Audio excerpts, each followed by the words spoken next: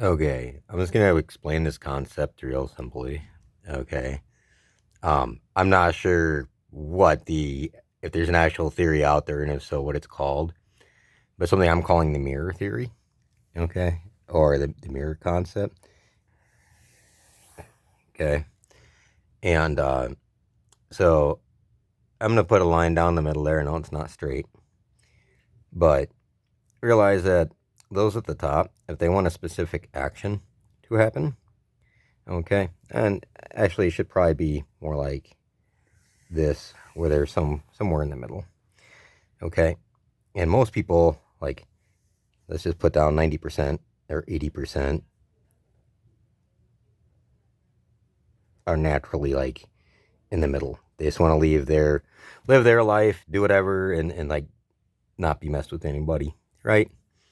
But what the government does, okay, if they want an action to happen, is that they'll control both the left and the right. Okay, and in order to do that, they have to have something on the opposite side that'll justify their actions and reactions, right? Okay, and so you have to have them in fear of each other. And you have to polarize. Their goal is to reduce this number, okay, and make people go either over here or over here, okay? And they keep on dividing people into smaller and smaller groups, and that's the key, okay? So if we just take one issue, let's say welfare, okay, or government subsidies for housing, okay, and you say that these people are the reason why there's a problem, right? And so, not only that, is whichever side, you are a victim, and you are a victim of the other side, okay? And so, you say, hey, we're going to give you housing. And if that comes out of the government's money, and let's just say the government's moving from one pot to another, so there's no actual real taxes, new taxes, or anything like that. But what are they going to say to the other side? So we're going to give one side something, right? But in order to give, that means that you're going to have to take, right? And so then on the other side, on the right over here, they're going to take. What are they taking from you? Okay, they're taking money, they're taking opportunity, right? And so, but then now this person becomes a victim. So originally, this person was a victim, but they were the victim of the government, okay? Not necessarily the individuals or corporations, but not necessarily the individuals. So now this person becomes the victim, okay? And you tell them that they deserve to be able to make more money, right? So then you want to have less taxes. But what they equivocate that to is not individual, right? They just say less taxes. It does not equivocate to individual.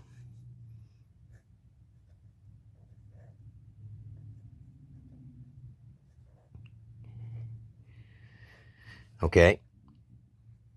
So it could be business taxes, right? It could be some sort of other revenue. Okay? That could be taxes based on the increase over here in property values. Because when they actually do this, okay, what actually happens is they're giving you housing? No. Okay, what they're doing is they're creating up corporate landlords. Okay, and they subsidize those landlords. So they're not giving you housing. They're actually giving corporations, okay? And most of the time, those corporations are not on the left, right? So then you have corporations who get grants. They get government money to build and maintain, right? And then they also get government money, government guaranteed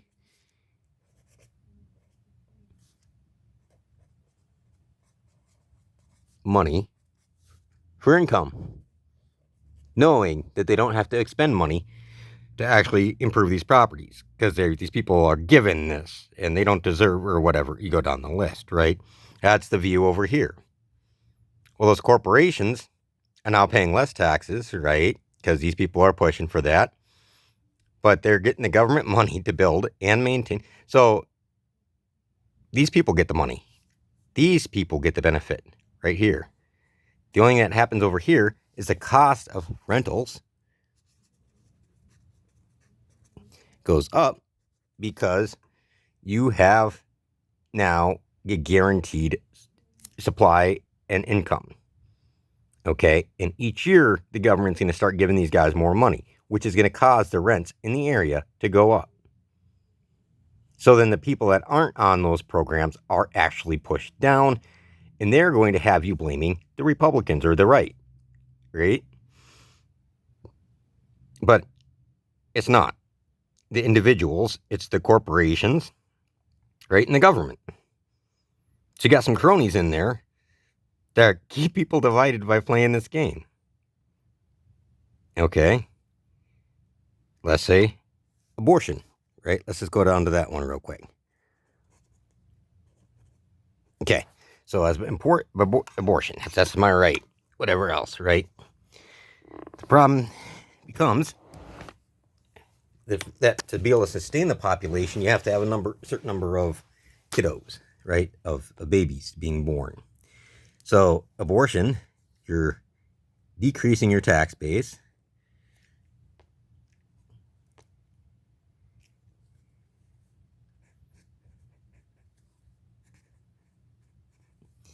Right? And you're also decreasing your future influence.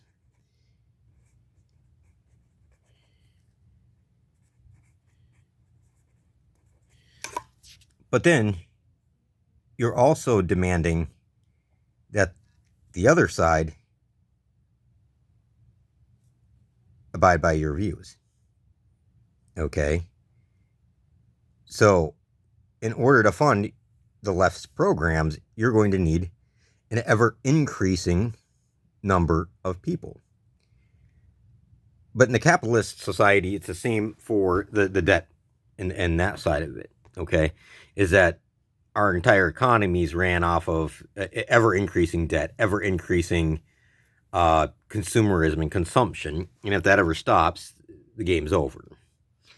And so as we're having less kids, okay, it's going to be affecting that. And no offense, but there's a lot of groups over here on the left that are not able to have kids, okay, or are not in relationships that produce kids. And not that our only job is to produce kids. No, that's not it. But for any society to maintain itself, it has to have enough people to function, right? Because if you have too many old people and not enough people to feed those old people, they're going to die. That's, supply and demand on that, but you want to make sure that they're having healthy lives and that, people are free and there's a balance, right? But then over here, they're saying that the left's attacking you, right? And they're teaching that,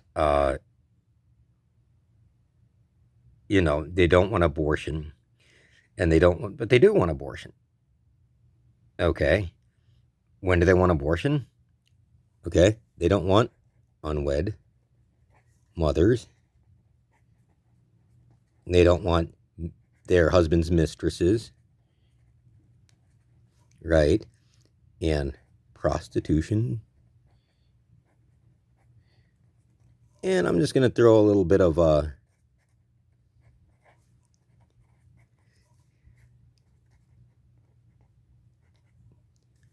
church, right? Boy Scouts, Police Explorer program.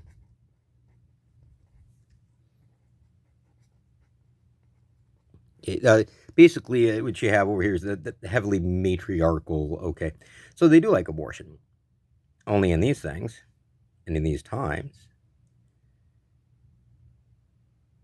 But it has nothing to do with women's rights, okay? Whereas on this side, it does. But they say, hey, they demand, hey, you have to do this, you have to do that on this side, right? And you have to provide abortions, you have to provide. Most people are somewhere in the middle, right? And same thing up here, somewhere in the middle is where most people are. People should have housing, you know, but it's that corruption here that comes in, okay? And so over here they say that this group's attacking you, and over here they're saying that this group's attacking you. When in reality, they have to keep us divided. Because if we came together and 80% of us are here, we'd be on the same page. We'd be, and not everybody getting 100% of what they want. But if 80% of people are in agreement on the majority of the course of action, we can come together for some sort of a consensus. But if it's my way or my way, then let's say you have LBJ here, right? And then Nixon over here, and then Carter over here. And that's what they do, is they just keep on playing us back and forth and back and forth. But then we're not going for our goals. What are we going for? Well, they're controlling the options. Okay. So as you push back and people identify with a certain thing, and just take it into consideration, most of us are brainwashed, completely brainwashed, okay? Pizza, let's say it's American as pizza pie, freedom fries, right? All that jazz, okay? Let's just take the pizza or fries example, right? And you have pro fry over here, and you have anti fry over here. They really don't care about fries, okay? With their goal, right, is to divide people. And as people move so far pro fry, they're not going to be able to listen to anybody on the anti fry side. And as these people move so far to the anti fry side, they're arguing about the fries when it may be the oil that they use, or it may be, something like that is a real issue behind it. But we're not talking about the real issue. We're not talking about what's in the middle here. Instead, we're talking about these extreme views that very few people hold in arguing from a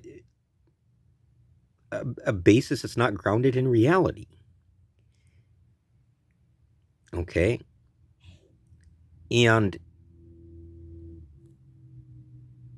how they end up dividing us like this,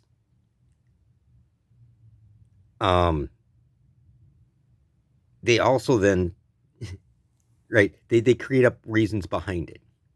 If you're anti-fry, you're pro-human, right? You're compassionate. You're against the oppressor.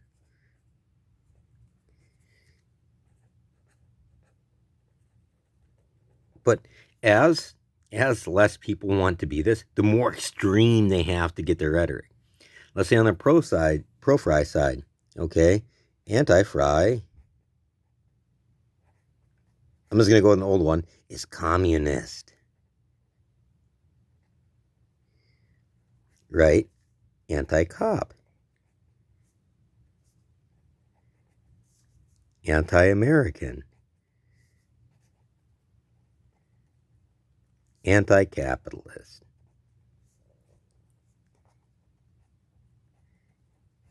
Okay? And so this side will also vilify the other side. And they'll say that the other side is anti-human, right? And anti-compassionate. And or pro-oppression. So then over here, though, this group's going to say that this group is, so then they're going to say, since it's anti-communist, they're going to say that this group is pro-communist. They're going to say, these guys are going to say that this group is then pro-cop and pro-America and pro-capitalist, and that's where the problems lie. When the real problem is that we can't have a discourse somewhere in the middle here where 80% of people reside, right? Instead, they have to take those 80%, make them feel so attacked back and forth, where they get so divided, and they don't even know why by the time that they're done. They just want something to be for or against. And there's a lot of nuances to things. And as we divide ourselves, we allowed ourselves to be ruled.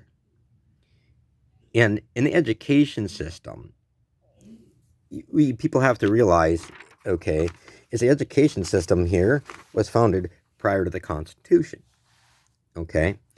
And who were the professors, okay? They were literally, they had men of letters, they had titles, they had nobilities, right? So you had nobility or title to teach, right? College, when you graduate, and then also for law, right? And then those professions that require it. Okay, so who were the ones writing the textbooks? Who were the ones coming up with the curriculum? Right? And as this becomes open to other people, how do you make sure to maintain your nobility and your title? That's what it's about. Okay. And so there's a lot of knowledge that is suppressed because they don't want everybody knowing. You can't have every college graduate having nobility or title. So you have to stagger it. And then you have different levels of degrees. You have different levels of the nobilities and titles, right? For law. Okay, what's the lowest nobility you have for law, right? Who has the lowest level of immunity? An officer. And then you have your titled, noble, immune, elected officials.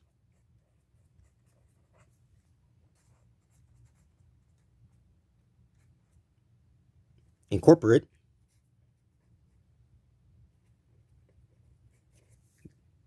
entities.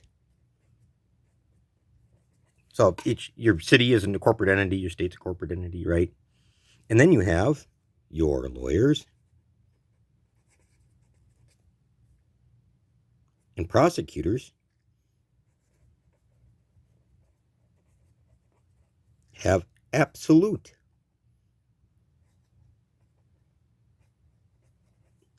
immunity. Same thing with judges. The same thing. Okay. And so these people do not have the same rights and responsibilities as normal citizens.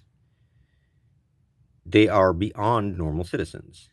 They are nobilities that are entitled. They have titles. Okay. Officers, they have qualified immunity. Okay. But they have the power to take away your freedom. They have the power to deprive you of your natural human rights based on reasonable suspicion or probable cause in their own view, in their discretion, in their determination. Okay, if elected officials do things that are against the better interest of the city. Doesn't matter. In very few cases can you break that immunity. And especially when they're in session, a lot of times they have immunity where they can't be held responsible for certain crimes. Corporate entities, again, that's the municipalities. That's where I was going with that. However, there are other corporate entities that you don't have the right to privacy where they have to pierce the veil. Corporate entities, they do. Corporate entities have more rights than you. Okay? Lawyers, again, they get to make the determination what you're charged with. Right? It all depends on how good their performance are, because all that law is and all that the judicial system right here is, it's a play. Okay? You have the position of officer. He has to play that role. Right? Because they all have roles to play in the CJ system, the criminal justice system, right? They're role playing. That's okay. Roles to play. They're playing roles in the system. You see where I'm going with that? And so you have these positions. Now, in order to justify these positions, though, you also have to have the other roles to play. So what are the other roles to play in the criminal justice system? Okay. Again, this is prosecutor and defense, the lawyers. So there's one person missing from here, right? So who's going to play the role of the criminal? And that's what the focus of this entire system is. Who's going to play the role of the criminal? Because if we solved crime, you wouldn't need these roles to play. You have to have an audience.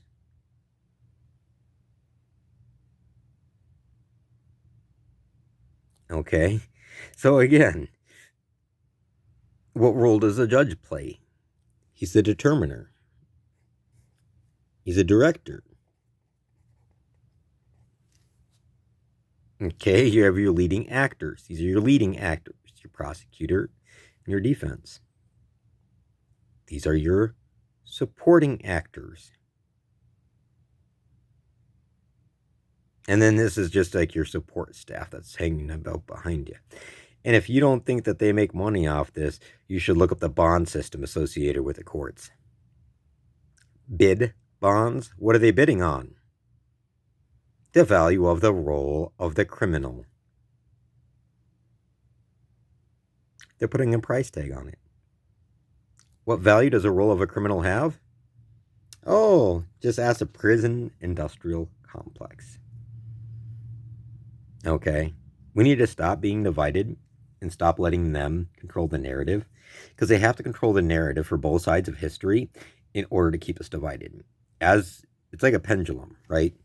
So if you imagine this right here, you have the left, you have the right, even if it's authoritarian, okay, they both can be authoritarian, okay, but it's like a pendulum, okay? So if 20 years ago we were over here, it's going to naturally swing back this way, right? But the more extreme it becomes, the more extreme it'll swing back. If it started off here in the middle, where most people were able to get along, they slowly moved it to here. Okay? And then you started having this group more extreme. And then as a reaction, this group's more extreme. As a reaction, this group's more extreme. And then this group's more extreme. And there's a victim on either side, and there's a blame. This person blames that person. This person blames that person. And they have to keep us divided like that. Okay? And it's the government that takes a view that's reasonably center, that started off here and here. And the government makes us so far indoctrinated to the left or indoctrinated to the right, we can't see the dichotomy of issues. Because most issues are not either left or right, it's what level of left and right you are. And some people over here have some views that are very on the right side for certain things, and people on the right have views that are certain left for certain things. For example, communism gave us kids' sports. Communism gave us municipal plumbing. I like water in my house. I like pooping in a toilet and not outside.